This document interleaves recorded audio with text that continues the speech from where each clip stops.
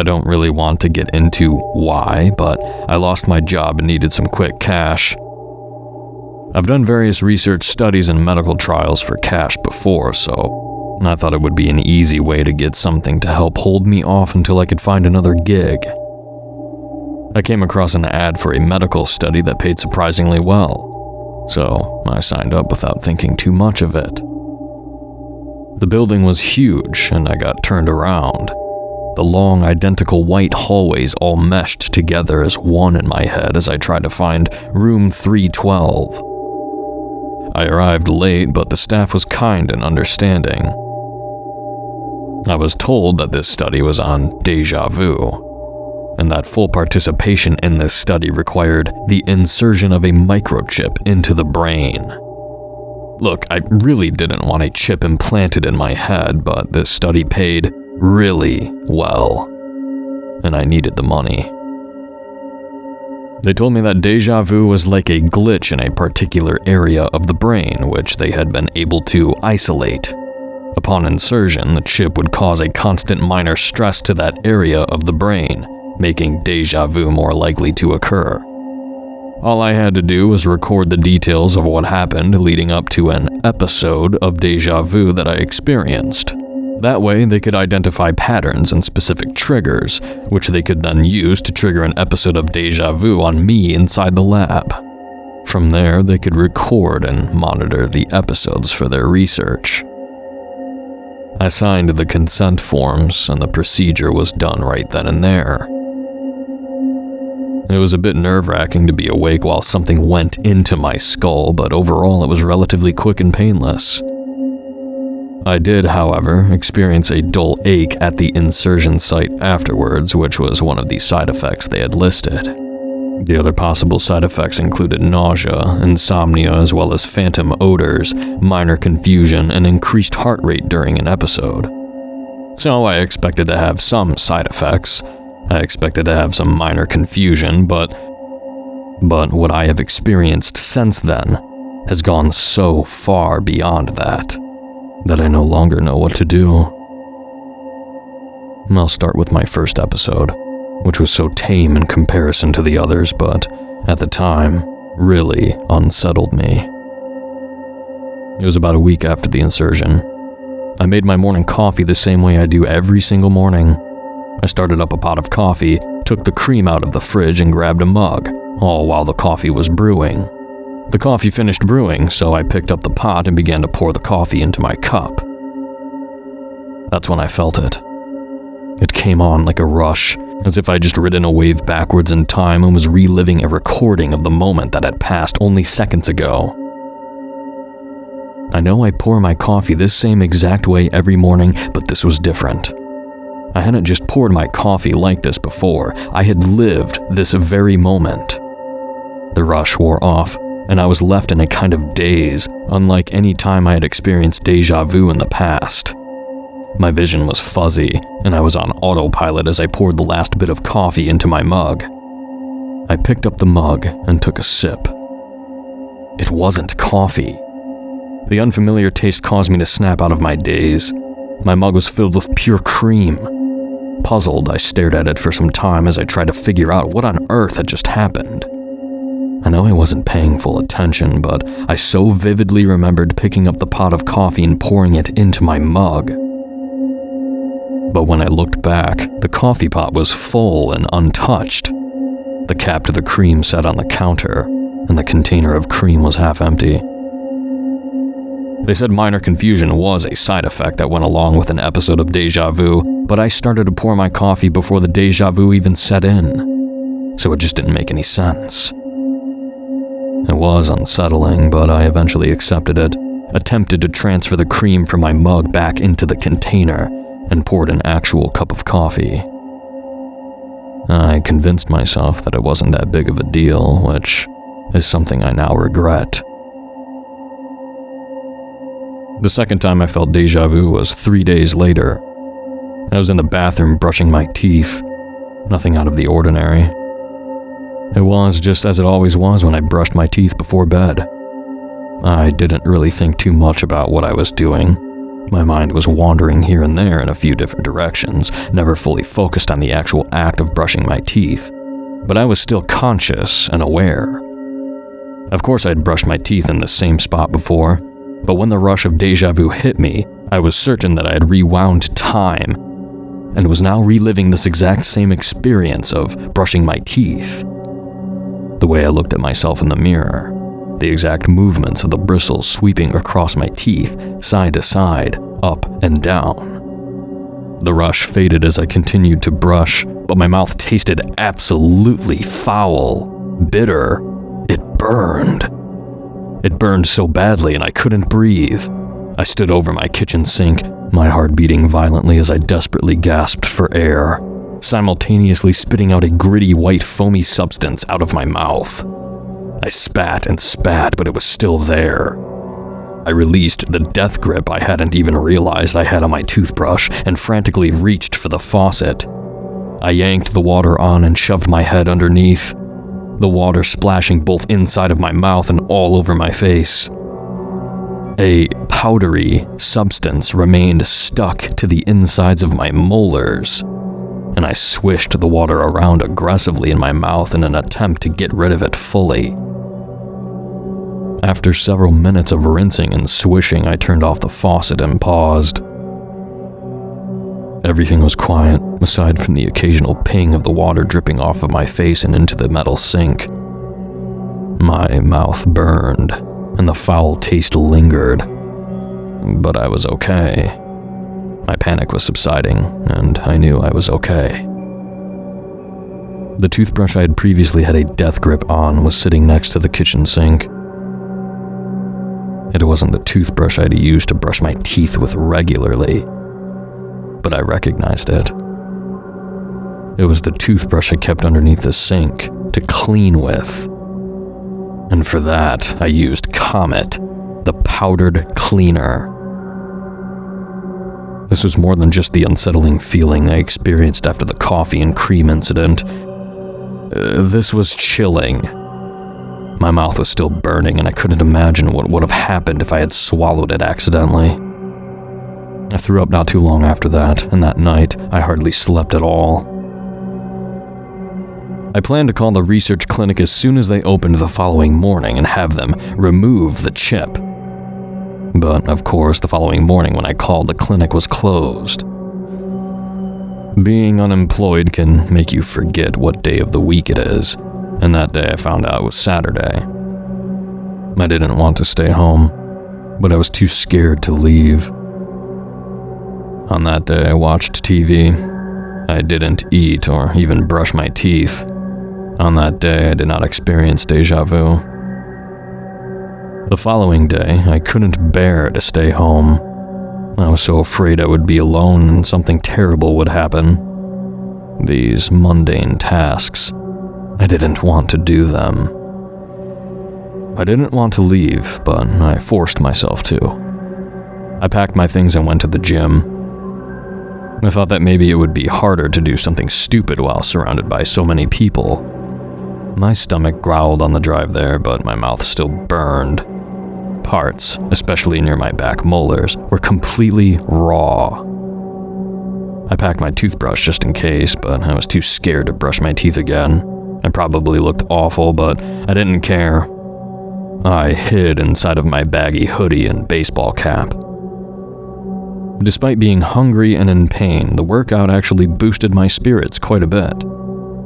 I felt much safer being around people, and despite feeling terrified that the deja vu would hit again, for some reason I felt that I would rather it hit here. I worked my arms until they refused to move anymore, and then I went to the Stairmaster. I don't know how long I'd been climbing the Stairmaster for before the rush hit me, but somehow it hit even stronger than it had the previous times. I felt with all my power that I had stepped on this machine in the exact way, precisely at this exact same time. I had rewound my own timeline and was watching it play out. My vision blurred completely, but I continued to climb. I climbed up and up and up. The rush wore off, and I was left in a similar, weird daze. but still I kept climbing. Only now the sound of my feet hitting these stairs sounded different. With every step I took, a metallic clang rang out. It was slippery. It was raining. I slipped and lost my balance. I was jolted out of my daze and instinctively grabbed at a metal post which connected the platform I was on to a handrail. My hands gripped the wet, slippery metal post with what little strength I had left, while my legs dangled in the air about 100 feet up. I was hanging off the side of a fire escape, in the rain, trying desperately not to fall to my death. My fingers turned white as they gripped around the post, but they were sliding off. I was going to fall. I had the most intense boost of adrenaline I've ever had in my life, and somehow managed to pull myself up. My fingers slipped off the pole just as I had pulled myself up, then I scrambled forwards frantically and clung onto the side of the building. I sat crouched in that position for quite some time. I don't know how long. I never calmed down, but I eventually gained enough courage to begin the climb down. This building looked old and possibly abandoned, and I had no idea how I had gotten there. I sat on the stairs, slowly and carefully lowering myself down one step at a time. I cried when my feet hit the pavement and I saw my car parked on the street. I didn't know where I was, but it felt unsafe. There were several abandoned-looking warehouse buildings. Bits of trash were being carried up by the wind and then beaten down by the rain, which was now coming down with much more ferocity than before. My phone was sitting on the passenger seat, although I don't know how it got there. Never in my right mind would I leave it there, especially in an area like this. But I picked it up, typed in directions, and drove straight home, shaking and crying the entire time. I don't know how, but I managed to sleep. I woke up early the next morning and stared at my phone until the second it hit 8 a.m., which was the time the research clinic opened. My desperation poured through into my voice as I begged the receptionist to let me come in today and get the chip removed. I explained that I was having very severe side effects and needed it removed immediately. She was hesitant, but scheduled me for a 3 p.m. appointment. I drove there straight after the phone call and waited in my car for hours. I wasn't going to take any chances. I went in at 2:30. I was sick of waiting. I broke down as soon as I walked into the waiting room. I felt so relieved to be here and finally get this thing removed. One of the nurses put her arm around me and guided me back to one of the patient rooms. She took my vitals and waited with me until the main clinician arrived. I remember feeling so grateful that she waited with me. I didn't want to be alone. I explained everything to the clinician. He had the audacity to try to convince me to keep the damn chip in, but I wasn't going to budge, not after what happened. He explained that confusion was a common side effect, but I told him I didn't care. I told him his research wasn't as important as my life, and he reluctantly agreed to remove the chip. They prepared everything for the procedure, and I was placed in the exact same chair I sat in before, when they made the insertion just last week. I sat there in that chair as the clinician spoke to me. He guided me through what he was doing. He told me he was going to make the incision. Then he said he was going to insert the metal rod used to remove the microchip. I sat as still as I could as the rod was slowly inserted into my head. I knew I had sat in that exact same chair before. I knew I had that same rod inserted into my head, but now I felt certain that this familiar feeling wasn't from the first insertion. It was from right then. It was from right then. I had already experienced the removal of the chip, and I was now reliving it. I screamed so loud that it made my own ears hurt, and then I went into a daze. Something painful struck my head. It struck again, this time more intense than before. The pain became unbearable as it pounded into my head, over and over again and again in the same spot. My vision was completely blurred, and the smell of blood filled my nose. I snapped out of my daze and nearly vomited due to the pain. My eyes darted from side to side. I was afraid to move, but when I looked around, there was no one there. There were no lab assistants, no monitors, equipment, or tools. I was in a large, dark room. The walls had been torn apart, and water leaked through the cracks in the ceiling. It was dark, damp, and smelled of mold. My head ached terribly, and I instinctively dropped what was in my hand to cover my head, which was bleeding all down my shirt. The clank of metal hit the concrete floor, and I looked down to see a long metal screwdriver covered in blood next to me. I was sitting in this old, run-down warehouse with blood pouring from the side of my head and a screwdriver next to me. No one else was here. I had done this. I hardly remember leaving the warehouse. I felt so paralyzed inside of there, but I eventually made it outside. My car was parked on the side of the road. It was parked in the same place as yesterday, when I had climbed the fire escape of the building that I now realize was the same building I had just been in. Again, my phone was on the passenger seat.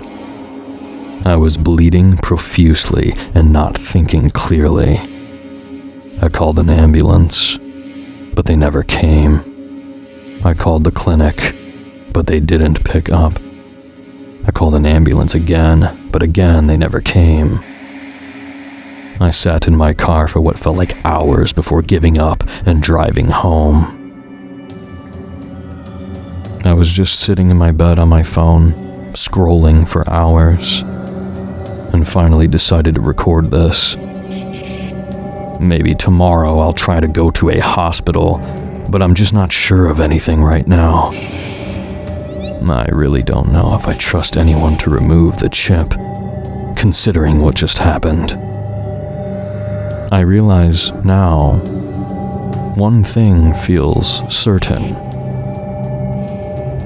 As I speak these words, it feels so clear. I've said this very sentence before, just now.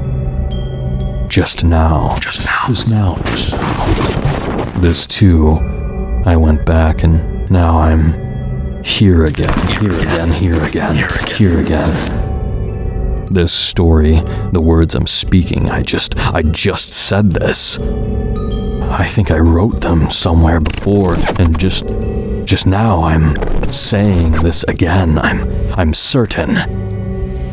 These words. I'm certain I've written them before. I'm certain I've spoken them before.